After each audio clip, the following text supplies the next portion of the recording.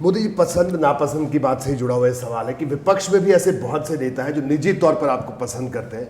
हो सकता है उनकी पार्टी की मजबूरी हो कि आपको विरोध करना पड़ता है, आपके खिलाफ बोलना पड़ता है, लेकिन विपक्ष में ऐसा कौन नेता जो नरेंद्र मोदी को पसंद हो?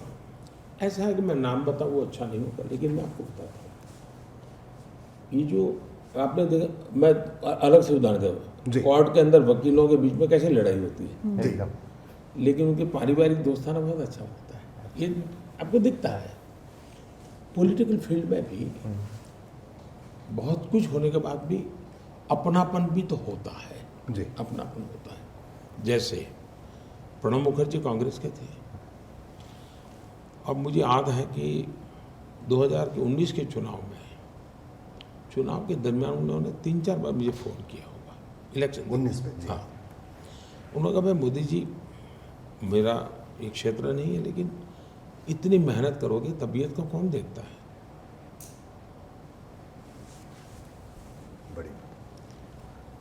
वो तो कांग्रेस से थे, मैं तो बीजेपी का था, बिल्कुल। और मैं कांग्रेस को हराने के लिए काम कर रहा था 19 में।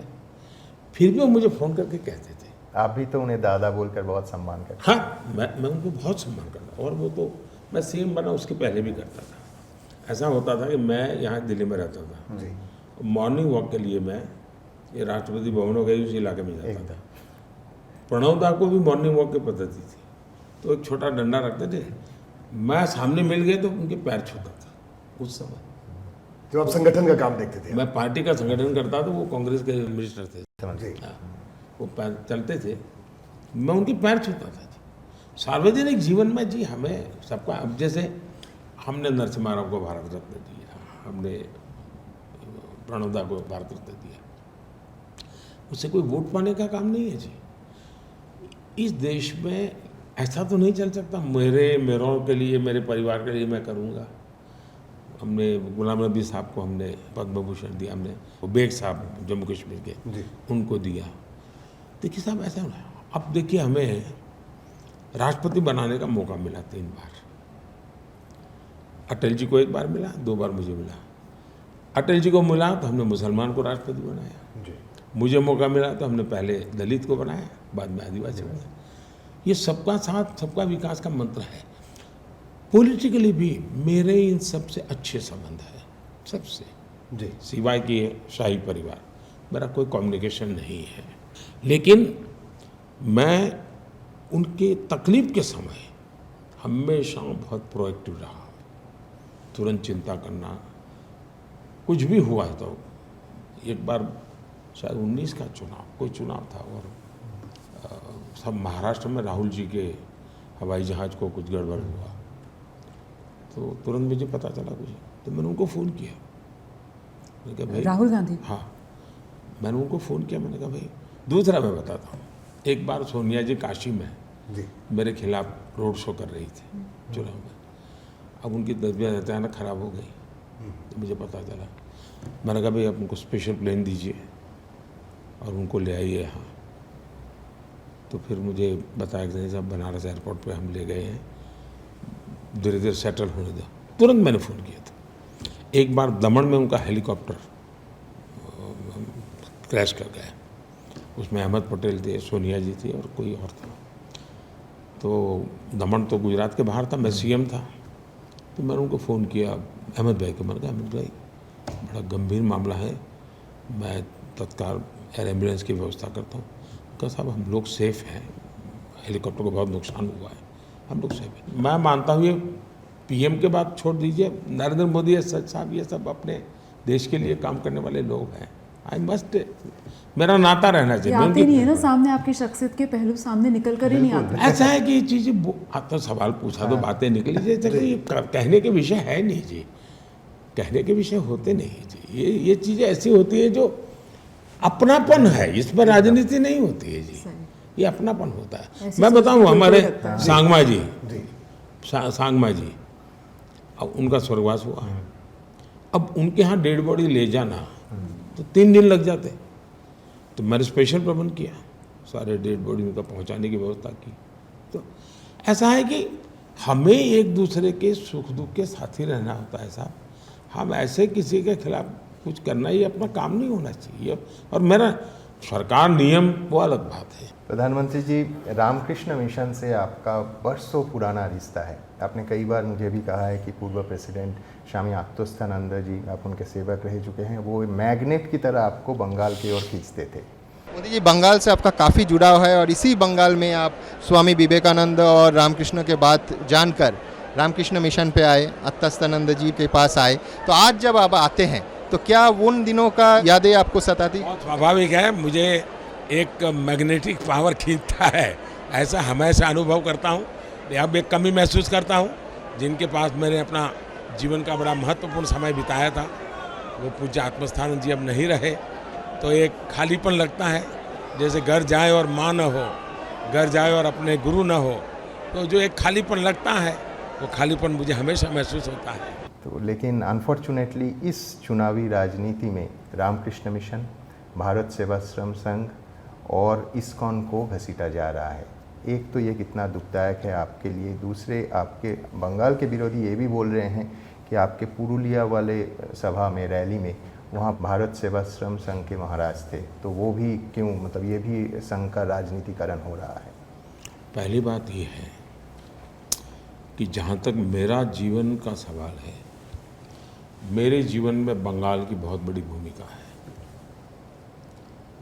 क्योंकि मैं घर छोड़ा तब मेरे दिमाग में और कुछ नहीं था। विवेकानंद जी थे, बंगाल था, रामकृष्ण मिशन थे, और मेरा पहली जो मेरी भेंट हुई स्वामी आत्मस्थानंद जी से हुई। तब उनकी आयु भी बहुत छोटी थी, मैं तो बच्चा था। तो मुझे उन्होंने निराश नहीं किया, कई दिनों तक मैं वहाँ रहा रामकृष्ण मिशन में। उन्होंने मुझे काफ़ी मदद, और जीवन भर मेरी मदद की, उन्होंने मुझे बहुत गाइड किया। और क्योंकि मैं जब निकला तब कहाँ जा रहा हूँ मुझे मालूम नहीं था, और कौन मिलेगा, कैसे बात होगी। लेकिन ये एक प्रकार से जो एक मेरी नई दुनिया की शुरुआत की एंट्री पॉइंट यही था। उन्होंने मेरी काफ़ी मदद की और जीवन भर वो करते रहे। और मज़ा ये है कि मैं सीएम बना या मैं पीएम बना, उनको कोई लेना देना नहीं था। उनके लिए तो मेरा नरेंद्र, वो मुझे हमेशा तू करके बुलाते थे। मेरी माँ के मुझे तू नहीं कहते थे, आत्मस्थानंद जी मुझे तू कह करके बुलाते थे आखिर कभी। और जब मैं अस्पताल में मिलने गया तो भी वही भाव था उनका। तो मेरा वो एक अलग नाता रहा है। इन दिनों इनके साथ जो हो रहा है, कोई मुझे बताए जी कि अगर स्वामी अग्निवेश आपकी चुनाव सभाएं में संबोधित करे तो आपको कोई प्रॉब्लम नहीं। लेकिन ये आप मुझे बताइए, क्या ममता जी कलकत्ता की गलियों में ये सभी साधु महात्माओं को लेकर के जुलूस नहीं निकाले हैं क्या? हर साल 2-3 बार कोई लड़ाई होती है तो ऐसे ही लोगों को आगे करके निकलती है। अगर किसी के विचार वो नागरिक हैं, और ये लोकतंत्र तो एक प्रकार से बहुत बड़ी ओपन यूनिवर्सिटी होती है। मैं तो चाहता हूँ किसी ने घर में नहीं बैठना चाहिए, हर एक ने बाहर निकलना चाहिए, हर एक ने अपने ओपिनियन खुल करके बताने चाहिए, हर एक ने एजुकेट करना चाहिए एक दूसरे को। ये मंथन का समय होना चाहिए। इलेक्शन ये हमारे विचारों के मंथन का महापर्व होना चाहिए, भलाई के लिए। ऐसा है जिसका जो ठीक लगता है बोलो ना भाई। ऐसा है, खुलापन कभी न कभी बेनिफिट करता है। पॉइंट ऑफ व्यू हम दबा के रखेंगे तो अंदर से कभी विस्फोट हो जाएगा। आओ निकलो भाई, जो भी गुस्सा है निकालो। कोई मुझे मौत का सौदागर कह देता है तो जरा चलो कम से कम उसका गुस्सा तो निकला यार, उसको अच्छी रात को नींद आएगी। वेंटिलेशन हो रहा है। इस काम तो है उनको। मुझे याद है आपका ऑफिशियल रेसिडेंस गुजरात में सीएम के नाते जो था, तो हर कमरे में देखा कि स्वामी विवेकानंद का एक मूर्ति है, कुछ नहीं तो है। मूर्ति होगी या फोटो होगा। प्रधानमंत्री के तौर पर आपके विचारधारा में भी स्वामी ऐसा है कि मैं विवेकानंद जब का छाप छोड़ा। विवेकानंद जी का शिकागो में लेक्चर को 100 साल हुए, हाँ, तो मैं उसी सभागृह में एक छोटा सा कार्यक्रम के लिए गया था। वहाँ मुझे लेक्चर के लिए बुलाया था, तो मेरा वो नाता रहा है। और जब मैं राष्ट्रपति ओबामा को मिला तो उन्होंने मुझे जो किताब दी वो 1893 की उस कॉन्फ्रेंस का जो स्पीच है कंपाइलेशन था, नहीं कंपाइलेशन पूरा सबका वो ढूंढ के रखा था, और विवेकानंद जी वाले वर्जन का उन्होंने फ्लैग रख करके मुझे वो किताब दी थी। यानी मुझे बड़ा अच्छा लगा। उसी प्रकार से मैं जब जर्मनी गया तो जर्मनी चांसलर उन्होंने परमहंस जी की, रामकृष्ण देव जी की अच्छी बहुत पुरानी चीज़ निकाल करके रखी थी, वो मुझे ओरिजिनल किताब दी उन्होंने। इसका मतलब अगर आप उस मन विचार से हैं तो दुनिया में भी इसका प्रभाव होता है। प्रधानमंत्री जी बिहार की अभी बात कर रहे थे, फिर हम विदेश चले गए, लेकिन मैं ज़रा बड़े खुशनुमा से माहौल में लेकर चलती हूँ आपको जम्मू कश्मीर। चुनावी हार जीत से अलग वहाँ से जो कश्मीर के लोगों के उत्साह वाले आंकड़े मतदान प्रतिशत के तौर पर सामने आ रहे हैं, इससे आपको क्या ऐसा लगता है कि अनुच्छेद 370 ख़त्म करने का जो आपका फैसला था, ऐतिहासिक फैसला, वो कश्मीरियत की कसौटी पर इस बार खरा उतर रहा है? आपको मैं बताता हूँ जी, कश्मीर का मेरा नाता बहुत पुराना है। मैं संगठन का काम करता था, मैं हर इलाके में पब्लिक ट्रांसपोर्ट में ट्रैवल करता था। बहुत परिवारों में मेरा नाता रहा है। अब ये तो ये 80-90s के कालखंड की मैं बात कर रहा हूँ। फिर मैं एक यात्रा लेके चला था कन्याकुमारी से कश्मीर, तो एक बड़ा हाईलाइट था जी। मैं पुट्टपट्टी जाता था साईं बाबा के पास, तो वहाँ 5-6 कश्मीरी मुसलमानों की छोटी छोटी जगह थी, तो मेरा अड्डा था वो, मैं वहाँ बैठता था। क्यों? तो मैं उनसे समझता था वहाँ के हर कोई, वो तो माल बेचने आते थे, वो सीजन के बाद चले जाते थे। तो मैंने ऐसा अपना नाता, इन सब से मेरा अनुभव बना था। फिर जब मैं यहाँ प्रधानमंत्री बना तो बड़ा टर्निंग पॉइंट आया। टर्निंग पॉइंट ये आया कि वहाँ एक बाढ़ आई, तो जिस दिन आई बाढ़ में उसी दिन वहाँ चला गया। अब इस देश में ऐसे प्रधानमंत्री की किसी कल्पना ही नहीं कि ऐसे आ जाए। तो बाढ़ आई थी श्रीनगर में, मुख्यमंत्री कहीं और था, अफसर कोई अवेलेबल नहीं था, तो मैं तो चल पड़ा। तो उस इलाके में गया जहाँ आतंकवादियों के भारी चलती, और मैं ऐसे ही पानी में बिक करके चल रहा था। फिर मैं वापस आया तो एयरपोर्ट, तब तक ये लोग 6-8 घंटे के बाद आए सब जी। एयरपोर्ट पे मीटिंग की तो इनको कुछ पता ही नहीं था। वो लोग अपने मुसीबत, और बड़ी भारी बाढ़ थी, अपनी मुसीबत में जी रहे थे। मैंने वहाँ 1000 करोड़ रुपीस देने का घोषणा किया। फिर मैं वापस आया, फिर मैंने तय किया कि मैं दिवाली वहाँ बिताऊंगा। अब दिवाली वहाँ बताऊँ मतलब ये था कि मैं मेरी दिवाली छोड़ करके उनके दुख में शरीक होने गया। मीडिया ने क्या चलाया कि ईद के दिन जाते तो मतलब था, दिवाली की छोड़ के मैं जाते हो क्या मतलब, विवाद वो उस दिशा में ले गए। तो मैं फिर वहाँ करीब 40 के डेलीगेशन को मिला। सबके सब मुझे कहते थे साहब हम अकेले आपको मिलना चाहेंगे, कोई होना नहीं चाहिए। मैं कहा ठीक है। फिर सब कहते थे साहब आपको जो मदद करनी है करिए, नहीं करनी है तो मत करिए, लेकिन ये स्टेट गवर्नमेंट के माध्यम से मत करना। अच्छा, हमें डायरेक्ट कुछ कर सकते हैं तो करना, वरना मत करना। बोले हमें कुछ नहीं चाहिए। तब मैं समझ गया कि यहाँ तो ये सरकार के साथ किसी का लेना देना ही नहीं है। इनके बाद मैंने एक के बाद एक कदम उठाया। आप हैरान हो जाएंगे जी, जम्मू कश्मीर बैंक, इसका जो टर्न अराउंड हुआ है ना, वो अपने आप में एक बहुत बड़ा केस स्टडी है। जम्मू कश्मीर बैंक को लुटेरों ने लूट लिया था, माफ़ करना मुझे। आज जम्मू कश्मीर का शेयर कैपिटल इतना बढ़ गया, इतनी कॉन्फिडेंस बढ़ गया, जम्मू कश्मीर बैंक बहुत बढ़िया बन गया, प्रॉफिट मेकिंग बैंक बन गया। हमें किसी का बुरा करना होता नहीं, क्यों करते? ऐसी कई चीज़ें। अब वहाँ बात तो पहुँचती है ना। कोविड के समय मैं स्पेशल केयर करता था, क्योंकि ये ठंडा प्रदेश है, उनका ही करता नहीं, हिमाचल का भी करता था, उत्तराखंड का करता था। दूसरा मेरा आग्रह था कि जो टूरिस्ट डेस्टिनेशन है वो कोरोना से जल्दी बाहर आ जाए, गोवा, कश्मीर, हिमाचल, क्योंकि रोजी रोटी शुरू हो जाए। तो मैंने पहले वैक्सीनेशन वहाँ किया था जी। आपने देखा, गोवा, हिमाचल एंड जम्मू कश्मीर। यानी ये कोई बारीकी से देखता नहीं चाहिए कि भाई कोई आदमी दिमाग इतना खपा कर एक चीज़ कर रहा है। इन सारी बातों का परिणाम है कि आज चुनाव में परिणाम आए, और मुझे खुशी है कि कश्मीर के लोगों ने कश्मीर के लिए मतदान किया है और देश के लिए मतदान किया। ठीक, हम तो वहाँ कैंडिडेट भी नहीं थे, लेकिन 60% वोटिंग होना मतलब मेरे संविधान को उन्होंने माथे पर लेकर के वो नाच रहे हैं। मैं इसका अर्थ ये निकालता हूँ, मेरे देश के तिरंगे झंडे का सम्मान करें। आज लाल चौक में जाइए, एक ज़माना था मुझे लाल चौक में तिरंगा झंडा चलाने के लिए भगाया, और उस दिन मेरा बयान था, मैंने कहा हिंदुस्तान का तिरंगा चढ़ता है, जब फहरता है तो हिंदुस्तान की तोपें गरजती हैं। आज मैंने कहा जब मैं लाल किले में तिरंगा झंडा फहरा रहा हूँ तो पाकिस्तान की तोपें गरज रही है, क्योंकि पाकिस्तान से आतंकवादी गोलियां चला रहे थे जब हम कर रहे थे तो। और उस समय हमारे एक हवाई जहाज़ को भी डैमेज हुआ था, तो बीबीसी ने रिपोर्ट किया था उसको। ये मार्क टोली थे उस दिन, वो श्रीनगर में थे। उन्होंने कहने का मतलब ये है कि एक लंबी यात्रा मेरी रही है व्यक्तिगत भी, और बहुत ही निश्चित रूप से मैं मानता हूँ कि कश्मीर में बहुत पोटेंशियल स्पोर्ट्स में है। एक बच्ची शायद कभी आप लोग उसको आजकल का है मुझे मालूम नहीं, वो पत्थर मारती थी। एक बार मैंने टीवी पर देखा, बच्चे में इतनी ताकत है, पत्थर इतना दूर जाता है इसका। तो मैं कहा ढूंढो उसको, मैं उसको ले आया। आज वो इतनी बढ़िया प्लेयर बन गई है, देश की नेशनल प्लेयर बन गई है।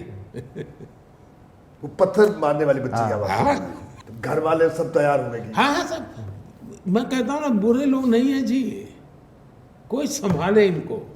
माहौल तो ऐसा बनाया जाता है कि तो इंटरेक्ट ही नहीं करना चाहते दिल्ली ऐसा से। है जी, किसी को पता ही नहीं वहाँ क्या है जी। वो एक बम फूटा वही न्यूज बन जाती है, बाकी 50 काम की पता चर्चा नहीं होती जी। अभी यानी इसका मतलब ये नहीं कि वहाँ गलत लोग नहीं है, बुराइयाँ नहीं है, ऐसा मैं नहीं कह रहा हूँ, लेकिन सब गई बीती बातें नहीं है जी। एक और सवाल, आप नवाचार की आप हमेशा बात करते हैं, अभी भी इस रोचक बातचीत में भी बड़े आपके नए नए इनिशिएटिव हमने सुने। ये बताइए मोदी जी, वो वक्त कब आएगा जब इस देश के आम आदमी को मुफ्त राशन की ही जरूरत नहीं रहेगी? वही हमारा ड्रीम होना चाहिए, लेकिन उसके तरीके डेडलाइन तय करके नहीं होते हैं जी उसके लिए एक प्रोसेस होती है। मैं गुजरात का अनुभव बताता हूँ। जी मैं गुजरात में गरीब कल्याण मेला करता था। वो क्या होता, सरकार की जितनी बेनिफिट की स्कीम होती है वो, और सरकार का काम रहता था कि पूरे डिस्ट्रिक्ट में से लाभार्थियों को ढूंढो, कौन इसका हकदार है, कौन हैंडीकैप जिसको ट्राईसाइकिल मिलना चाहिए। कागज़ पर काम नहीं चल गई, मुझे लास्ट माइल डिलीवरी मेरी विशेषता है, तो उनको घर घर जाना पड़ता था, 3 महीने तक सर्वे करना पड़ता था, फिर हर एक को लेकर के आओ, और साथ में एक और लगती को लाने की छूट जी और एक 20-25 मंच बनाता था हर बेनिफिट के। भी ये इस बेनिफिट का ये मंच, इस बेनिफिट का ये मंच, उनके कलर कोड रहता था अच्छा, पास का, तो उस प्रकार से फिर वो बड़ा करीब 1-1 लाख लोग होते थे, एक डिस्ट्रिक्ट में 1-1 लाख। लेकिन वहाँ एक विशेषता होती थी मेरी, उसके पहले मैं डिस्ट्रिक्ट के स्कूलों में कंपटीशन करता था कि आपको एक नुक्कड़ नाटक लिखना है, जी और उसका विषय रहता है अब मुझे गरीब नहीं रहना है, अब मुझे गरीब नहीं रहना है। ये थीम डिस्ट्रिक्ट अपने तरीके से नाटक बनाए, उसकी कंपटीशन होती थी, और उसमें जो बेस्ट ड्रामा होता था 12-13 मिनट का होता था। जब गरीब कल्याण मेला होता था, मैं मंच पर बैठता था, मेरे सामने उसको करना होता था, उसको मौका मिलता था परफॉर्म करने का। और उसमें होता कार्यक्रम गरीब कल्याण मेले का, होता काम था गरीबों को मदद करने का, लेकिन मैसेज होता था अब मैं गरीब नहीं रहना चाहता। फिर 5-6 लोग भाषण के लिए मैं अलाउ करता था, जो अपना BPL कार्ड लेकर के आते थे, जी और वो वहाँ अपना भाषण करते थे, और फिर BPL कार्ड सरेंडर करते थे कि अब मुझे गरीब नहीं रहना है। जैसे एक बार मेरा बलसाड़ में कार्यक्रम था, तो 18-19 लोग आए, जी और उसका मुखिया था, उसने भाषण किया कि अब मुझे गरीब नहीं रहना है। तो उनको कारण बताना पड़ता था कि भाई गरीब नहीं मतलब क्या। तो उसने कहा कि हम लोग गांव में आदिवासी लड़के थे, तो बोले वो भजन कीर्तन भगत की तरह वो बजाते थे। जी तो बोले सरकार के अफसर आए, उसने कहा कि तुम इतना अच्छा बजाते हो तो तुम्हारी ट्रेनिंग करें। तो बोले हम लोगों को और चीज़ें उन्होंने सिखाई, ले गए हमको। फिर हमको बैंक से इतना पैसा मिला, बैंक से पैसा मिला तो हमने अब वो शादी ब्याह में बाजे वाले की कंपनी बना दी है। तो हम 18 लोग हैं, और बजाते हैं और हमको हर जगह पे लोग बुलाते हैं। तो बोले अब हमारे अपना टेम्पो भी है, हम टेम्पो में जाते हैं और हम प्रति व्यक्ति की इतनी इनकम हो गई, अब हमें बीपीएल नहीं रहना है, ये हमारा कार्ड सरेंडर। दे। तो ऐसे 8-10 लोग मंच पे आके बीपीएल सरेंडर है ना, गरीबी से मैं बाहर निकला हूँ, उसका मुझे उसका उत्सव, गरीबी से बाहर निकलने का उत्सव। हम क्या करते हैं, गरीब बनाने का कार्यक्रम बनाते हैं। जरूरत करो, हैंड होल्डिंग करो, लेकिन मिजाज पैदा करो, मुझे इससे बाहर आना है। मैं जो घर दे रहा हूँ तब घर नहीं दे रहा हूँ, नए अरमान दे रहा हूँ जी, वो 4 दीवारी नहीं दे रहा हूँ, नए सपनों का बीज बोता हूँ। उसी दिन उसको लगता है अरे घर मिल गया, या चेयर लानी पड़ेगी, ऐसा करो आज इतना पैसा बचाएंगे, या पर्दा करना पड़ेगा। मैंने एक बार क्या किया, सूरत में गरीबों के लिए मल्टी स्टोरी घर बनाए। फिर मैंने एक एनजीओ को बुलाया, मैंने कहा घर देने से चलेगा नहीं भाई, इनको ट्रेन करो कि जो टॉयलेट है कैसे उपयोग करना, सफाई कैसे करना, घर के बाहर पैर पहुंचने के लिए क्या रखना, हाथ धोने। मैंने ट्रेनिंग की जी 3 दिन, और उनको सिर्फ मकान नहीं, जिंदगी बदलनी है।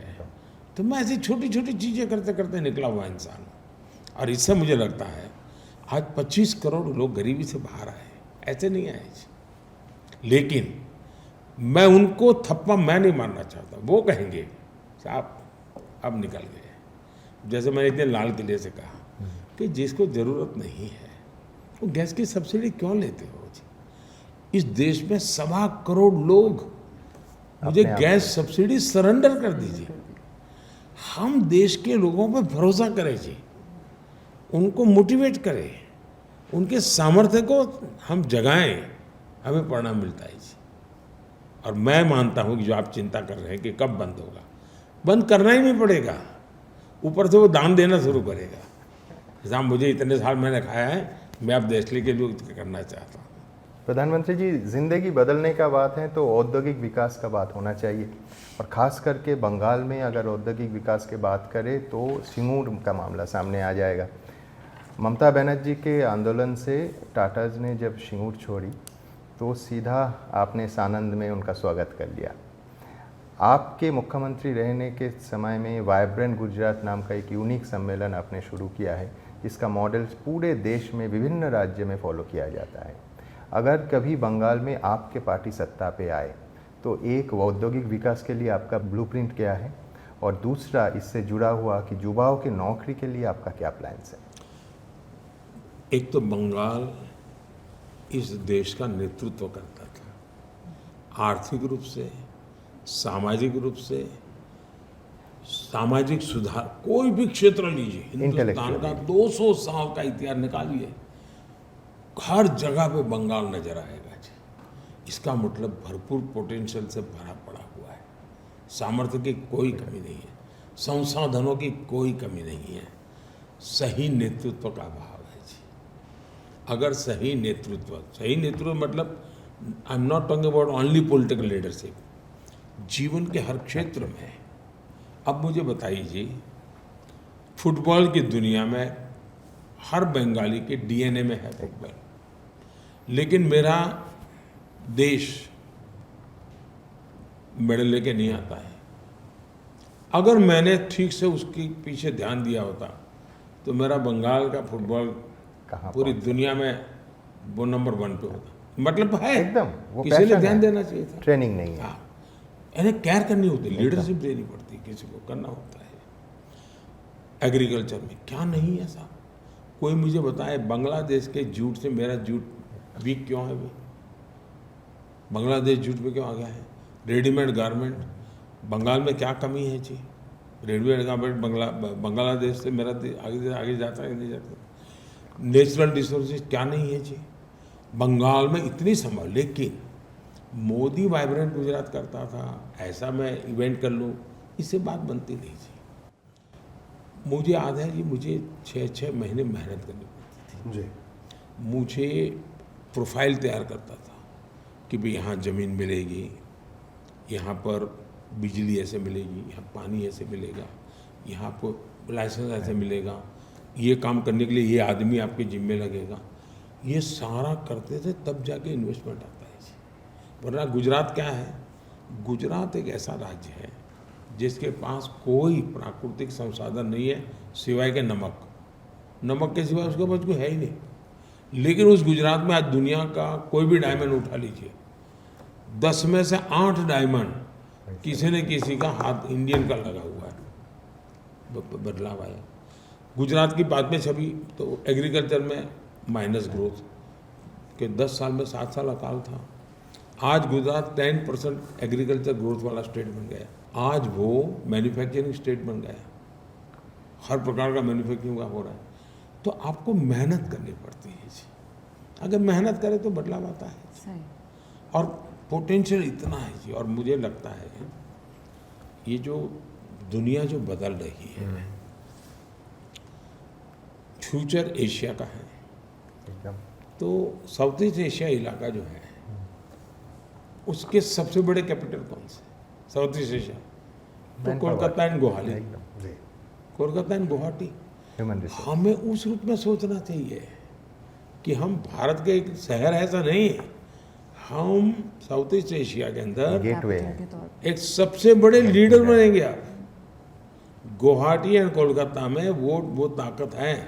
इन दिनों में जो गुवाहाटी में इंस्टीट्यूशंस खड़ी कर रहा हूँ, वो सिर्फ गुवाहाटी के लिए ऐसा नहीं है जी, वो मेरा मन में साउथ ईस्ट एशिया के लिए बहुत बड़ा पोटेंशियल मैं देख रहा हूँ। मैं साउथ ईस्ट एशिया के लिए, और इसलिए मैंने एक्टिव पॉलिसी बनाई, उस पर काम लगा हूँ। और दूसरा, अभी जो हमने कॉरिडोर का बनाया है यूरोप, अच्छा आ, जी, मिडिल ईस्ट और वो। मिडिल ईस्ट, जी, बड़े सऊदी अरबिया ने रोल लिया है, जी यूएई ने रोल लिया, उसका सबसे बड़ा बेनिफिट कलकत्ता को, सबसे बड़ा बेनिफिट कलकत्ता को। अब जब अवसर आते हैं तो रोजगार के बिना तो हो ही नहीं सकता कोई काम, ये स्थिति है। प्रधानमंत्री जी, विकास का खाका आपने रखा, लेकिन जब बात विकास की तो आप कहते हैं विकास भी और विरासत भी। एक सवाल मेरे मन में है, 500 बरस का इंतज़ार ख़त्म हुआ, रामलला अपने स्थान पर विराजे और दिव्य भव्य राम मंदिर जो है वो बहुसंख्यकों की सहिष्णुता के प्रतीक के तौर पर हमारे सामने है। ये नियति है कि उसके भूमि पूजन से लेकर प्राण प्रतिष्ठा तक सब कुछ आपके हाथों से संपन्न हुआ। लेकिन मेरा सवाल ये है कि इस मौके पर जो विपक्ष ने एक दूरी बनाई, क्या आपको लगता है कि ये देश भारतीय समाज, भारतीय संस्कृति, भारतीय संस्कार को लेकर इस देश के विपक्ष की जो समझ सामने निकल कर आई है, इस चुनाव में उसका आकलन करेगा? एक है कि इन्होंने राजनीति के शॉर्टकट ढूंढे हैं और इसलिए वो वोट बैंक की राजनीति में फंस गए। जी और वोट बैंक की राजनीति में फंसने के कारण वे लोग घोर सांप्रदायिकवाद हो गए, घोर जातिवादी हो गए, घोर परिवारवादी हो गए। और दूसरा, गुलामी की मानसिकता से बाहर नहीं आए। वरना क्या कारण है कि 19वीं शताब्दी के कानून आज मुझे 21वीं शताब्दी में चेंज करने की नौबत आई, वो पहले होना चाहिए था। जी तो ये दुर्दशा रही। अब सवाल हमारे तीर्थ क्षेत्रों का सिर्फ नहीं है जी, भारत के, मुझे बताइए, दुनिया में महात्मा गांधी एक बहुत बड़े महान आत्मा थे। क्या इस 75 साल में हमारी जिम्मेवारी नहीं थी क्या कि पूरी दुनिया महात्मा गांधी को जाने? कोई नहीं जानता, माफ करना मुझे। पहली बार जब गांधी फिल्म बनी तब दुनिया में क्यूरियोसिटी हुई, अच्छा ये क्या, कौन है? हमने नहीं किया जी। इस देश का काम था, अगर मार्टिन लूथर किंग को दुनिया जानती है, अगर हमारे साउथ अफ्रीका के नेल्सन मंडेला जी को दुनिया जानती है, गांधी जी किसी कम नहीं थे जी। और ये मानना पड़ेगा जी। मैं दुनिया में घूमने के बाद कह रहा हूँ कि गांधी को और गांधी के माध्यम से भारत को तो तवज्जो मिलनी चाहिए थी। आज दुनिया की कई समस्याओं का समाधान में गांधी है जी, लेकिन हम गांधी को ले नहीं, तो हमने अपना बहुत कुछ खोया है। आज स्टैच्यू ऑफ यूनिटी मैंने बनाया, दांडी, कभी कोई जाए, दांडी जो मैंने बनाया है, दांडी जाकर के देखिए जी। मैंने बाबा साहब अम्बेडकर के पंचतीर्थ बनाए, अब जाके देखिए। हमारे इतिहास को जीना चाहिए हमने। इतिहास से हमने जुड़े रहना चाहिए, उसमें सांस्कृतिक विरासत भी है। दूसरा, इस देश को गर्व के साथ दुनिया में ब्रांड करना चाहिए था। 500 साल की लड़ाई थी, लेकिन जब अदालत ने जजमेंट दिया, ये देश के अंदर पूर्ण रूप से शांति रही। अब ये शांति कोई एक तरफा नहीं है, शांति के लिए उसके क्रेडिट सबको जाता है। हमने इसका ब्रांडिंग करना चाहिए, मार्केटिंग करना चाहिए था। राम मंदिर का प्राण प्रतिष्ठा पूर्ण सम्मान के साथ, पूर्ण गौरव के साथ, और खुद बाबरी मस्जिद का वकालत लड़ाई लड़ने वाले इकबाल अंसारी भी वहाँ बैठे हुए हैं। ये देश है हमारा। जी। हम उन चीज़ों को क्यों, अब कुछ लोगों को क्या होगा भाई, हमारी वोट बैंक को क्या होगा। आपने देखा होगा, और मैं तो चाहता हूँ, पहले ये चुनाव में मंदिरों में जाया करते थे, इन दिनों नहीं जाते हैं। इतना ही नहीं, इस चुनाव के दरमियान किसी पॉलिटिकल लीडर को आपने इफ्तार पार्टी में नहीं देखा होगा। सही है। क्या कारण है? आप लोगों ने इफ्तार पार्टियां इतनी की क्योंकि मोदी ने ऐसी स्थिति पैदा कर दी है कि तुम्हें ये नाटक नहीं चलेगा, जो सही है वो करो। दबाव बढ़ा है इन पर, उनको सारी गलत चीज़ें और लोगों को मूर्ख बनाने वाले जो कार्यक्रम थे वो छोड़ने पड़ रहे हैं। वरना यानी इफ्तार पार्टियां ने वो सबसे बड़े पॉलिटिकल इवेंट बन गए थे, इन दिनों बिल्कुल बंद हो गए। वरना चुनाव में तो सबसे ज़्यादा होनी चाहिए। हर एक को डर लगने लगा अभी, अब ये खेल लंबा चलने वाला नहीं है। ट्रू सेकुलरिज्म होना चाहिए जी, अपीजमेंट सेकुलरिज्म नहीं होता है। प्रधानमंत्री जी, एबीपी न्यूज़ ने पूरे देश को दिखाया कि किस तरह से यूपीए सरकार के वक्त जो ब्रह्मोस मिसाइल थी उसके निर्यात की फाइल को रोका गया। आपने भी एक्स के जरिए उस पर प्रतिक्रिया जाहिर की थी, लेकिन क्या अब वो पूरी परिस्थितियां बदल गई हैं आपकी सरकार में? किस तरह का रक्षा क्षेत्र आपको मिला था और क्या वो विसंगतियां दूर हो गई हैं, क्योंकि देश ये जानना चाहता है। पहले तो मैं एबीपी को बधाई देता हूं कि आपने इस विषय को एक्सपोज किया जी। ये बहुत ही गंभीर विषय और बड़े अच्छे ढंग से आपकी जिसने भी रिसर्च किया है। अब ये बहुत चिंता का विषय है कि हमारे देश के अंदर विदेशों से इंपोर्ट करने की जो एक बहुत बड़ा underground business western interest group का बना था, इसलिए हमारी सेना कभी आत्मनिर्भर हो ही नहीं पाई।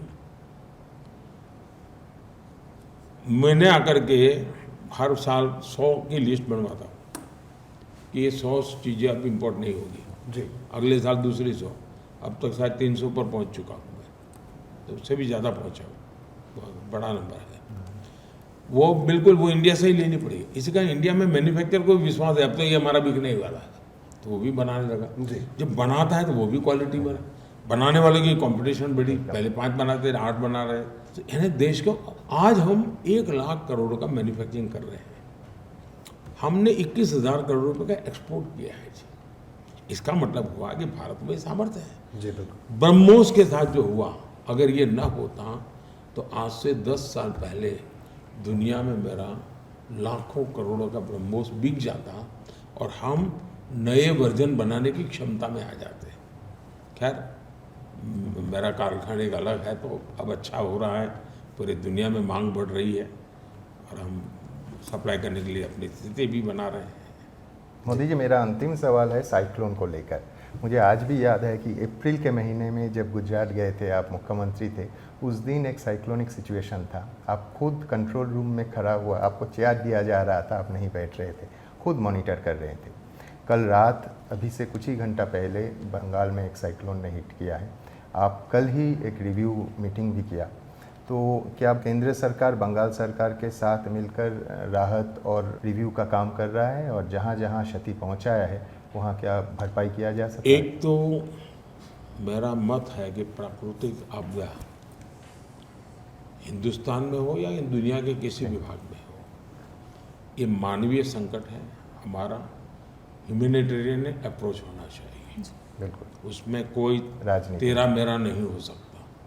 मैं इतनी चुनाव की आपाधापी में था, 4 रैली करके निकला था, लेकिन मैं करके गया था सारा रेडी रखो, मैं शाम के आते ही रिव्यू मीटिंग करूंगा और इंस्ट्रक्शन दूंगा।